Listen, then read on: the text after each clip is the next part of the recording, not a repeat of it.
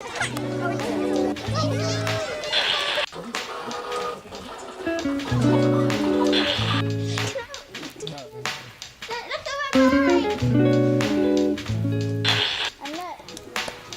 of Careys. Photo of me. Growing up, I knew I never wanted to have children, so sterilisation has always been on my mind. I've researched other methods of birth control, but now I'm left with female sterilisation. That's a woman's right to choose whether she doesn't want to have. I'd also make an excellent stripper, but that doesn't mean I should be one. With doctors' recommendation, women in their 20s are struggling to be sterilised. It would be fatal to you. My name is Magenta Balcom, and I'll be exploring the pros and cons of sterilisation and what it means to be child-free. I'm just not sure that it's something that I really want.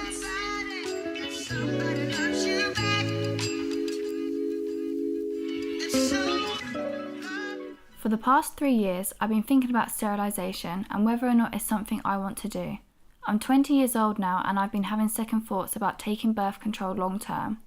The pill that I'm taking at the moment is Vimidine. It is combined with 2 hormones, estrogen and progesterone. I have never been the nurturing type. Even as a child, I knew that I never wanted to have children of my own. That decision hasn't changed growing up. But as I know sterilisation is a serious procedure, I wanted to do my research on what it actually is.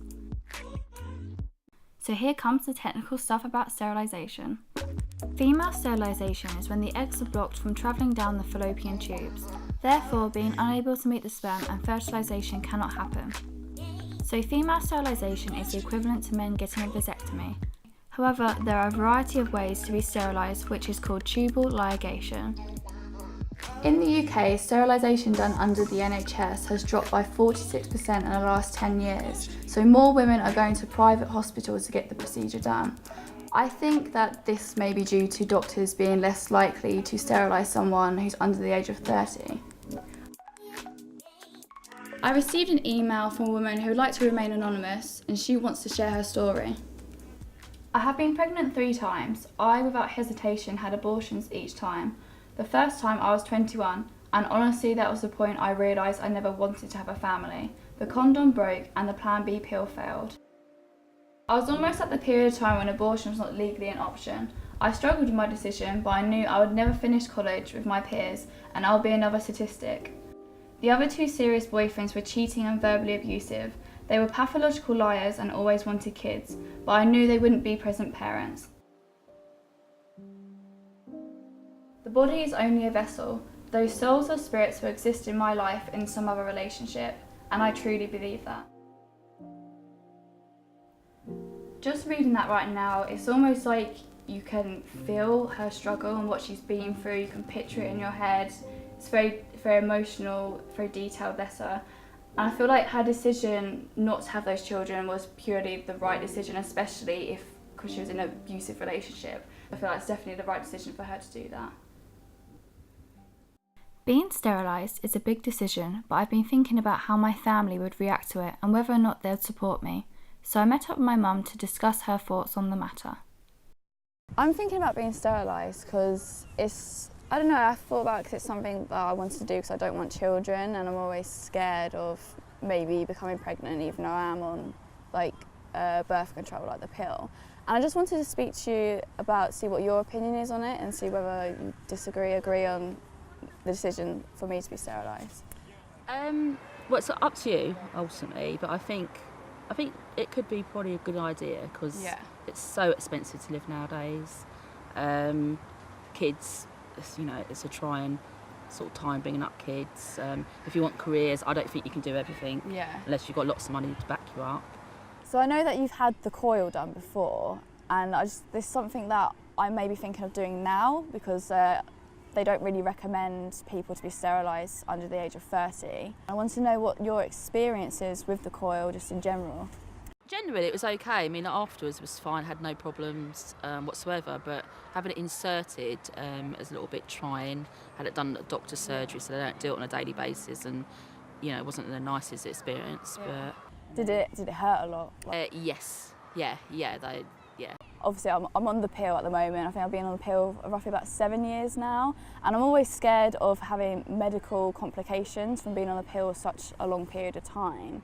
And it's just something that, I don't know, I have a fear about. I mean, I've known people who've been on the pill 30, 40 years because they never wanted to have children. They were married, you know, and as far as I'm aware, they had no problems. Having a conversation with my mum really made me think about how women face such difficulty in their choices. I travelled to Basingstoke to meet Doris Mafarsway, a South African-born nurse who has had 2 kids and was sterilised at age 36. She's helped doctors during the surgery and has taken care of patients. So I wanted to talk to her to get a better understanding about the procedure. What are the side effects of sterilisation? Pain. Normally pain after it hurts, but it's not too bad. It just hurts for a couple of weeks, and then it can just be, you know, sorted with analgesia. Are there any types of patients that aren't suitable to be sterilised? So, for example, people who suffer from mental health conditions? Basically, I wouldn't put it like that suitable, but it's not advisable. For example, as you've just said, somebody with mental illness, people with mental illness, some of them, they have the capacity, but those that lack the capacity, we can't just say, oh, just because she cannot decide of what's right and wrong for her, we just do it. So what we do, if in that case, that person will have to be taken to the courts, and then the judges in the court of magistrates, they will make a decision whether to go ahead or not. When did you make the decision to be sterilised, and what was the process like for you? It was not a difficult decision because of the reason why I ended up doing it. When I was pregnant with my last child at the age of 36, towards the last trimester, which is the last 3 months before I deliver, so my blood pressure just continued to go up, and it was just uncontrollable. And then because unfortunately for me, or fortunately, I'm also a midwife, I'm a trained midwife, so I know exactly the complications and I know when it starts. So it just continued to so much that I had to be delivered a month before. It was just uncontrollable. What kind of advice would you give for me right now for me making the decision whether to be sterilised or not? For now, I'll say, please do not think about it. Because just for your best interest, really. For now, you're still young. There's still a lot that you're going to meet in, you know, throughout your life. I'm on the pill at the moment. I've been on the pill for quite some time now, and I was thinking of maybe having the coil done. Yes. Would you recommend someone of my age to have even the coil done, or just to stay on the pill? Depends. If the pill is causing trouble for you, there are problems with it. Firstly, here in the UK it's good because there's always a GUM clinic everywhere. It should be accessible to you. So there are specialist trained nurses there who are family planning nurses who work in that unit. So they will sit down with you and check at first what is the problem with the pill. Is it not suiting you, or why? What are your reasons? And then if you really, after that, you feel, okay, I'm adamant, I want to do that, you can. Speaking to Doris gave me more of an insight about sterilisation from a professional point of view. However, I've always wanted to talk to someone who has a strong opinion against sterilisation. So therefore the question is it okay for a PM to take maternity leave while in office? Having children means less time for vacations and spin class, where the real meaning in life resides, right? I mean, have you ever seen anything more selfish, decadent, and stupid? I wanted to find someone with a strong opinion about female sterilisation, so I went onto various web forums to try and find people to contact. Some of the comments I've seen have been quite strong, but when it comes to actually contacting them, we haven't had much of a response. And I think that's because people have no problem with saying stuff online, but when it comes to saying stuff in person, that's when people don't have the guts to voice their opinions. If you have an opinion, you might as well own your own opinion. Even if people disagree with you, that's what happens in life. There are always going to be people who disagree, so you might as well just own it. On the Childfree By Choice website, I was contacted by Kerry Kenzior, a 37-year-old pharmaceutical representative from Mississippi. She never wanted to have children and was thinking about being sterilised, but due to a cancer scare, she's had to have a hysterectomy done. I spoke to her via Skype to hear her story. So what age did you realise that you didn't want to have children? I was probably in college, maybe about 19 or 20 years old. Yeah. And I just realizing all my friends planning the rest of their lives, and I always thought I'd feel that desire, and then I just realized as I started getting older, I knew I was going to have a degree and like a job, and like my life started to be sort of like planned out over the next few years, that I just didn't have the desire. So that was like your main reason? Yeah, primarily. And you know, growing, like watching my friends who, you know, I'm 37, so many of my friends have children and of various ages. You know, I think my friend with her oldest is like 14, and just watching the struggles, and it just reinforces my not desire to have them. How have you sort of dealt with people who make those negative comments towards you? Yeah, I mean, I just think I'm so used to it now, which is sad. Most of the pressure actually comes from my work clients, and it's always men, which is the strangest thing. And it's men who, you know, are obviously working. They're probably in their 50s. They may even have, you know, starting to have grandchildren, and they just cannot understand why, you know, a young couple that's doing well and owns a home and is educated would not want to have children. And it's difficult because it's a different generation.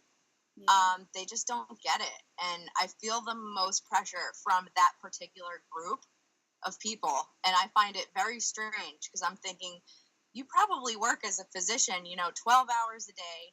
Sometimes on weekends, you're never home doing any of the hard stuff. You know, your wife probably doesn't have to work, you know, so she's caring for the children.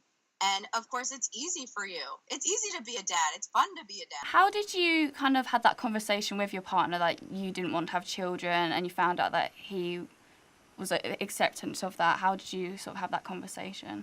So I knew before we started dating that if we were to date and be serious, that I had to be like very respectful of like everything going on, and that I shouldn't pursue it unless I was serious. So we kind of both knew that. And then maybe like 6 months or a year, you know, into dating, when we really decided that we were going to be serious, and we weren't living together yet, you know, the conversation had come up, and I was actually shocked and like pleasantly surprised that he felt the same way I did. Like, you know, and he's a funny, goofy person. He's a great uncle. And I think he likes the interaction with kids, especially like teenagers. He has no clue what to do with a baby. I think it scares the crap out of him, to be honest. What would your advice to me, if I do decide to get this procedure done and to be sterilised, what would your advice just in general be? My advice would be to just be prepared to answer hard questions, but don't feel like you have to. It's nobody else's business. It's nobody else's life. It's nobody else's decision. Do what's right for you. I was inspired by Careys' honesty and how much of her personal life she shared with me. After having a better understanding about the procedure, I know what I want to do. Over the past few weeks, I've spoken to various people about their opinions on sterilisation, and one point that kept on being brought up repeatedly and was mentioned by my mum, Doris and Kerry, is that they recommended me to wait until I'm at least 30 before thinking about being sterilised. My decision at the moment is to just stay on the pill for a few more years. I feel quite healthy on the pill, I haven't had any problems with it, and then in a few years' time I want to think about alternatives like the coil. My reasons for not wanting to be sterilised at my age now is because I don't feel the need to be sterilised. I feel quite fine, like I said, being on the pill. And I don't want to have to fight with doctors and go through that long process it takes to have the procedure done. My opinions have not changed at all about the procedure. I still think women should have the option to have it done if they really want. But personally, for me at the moment, I want to wait until I'm at least 30 before I decide to have that done.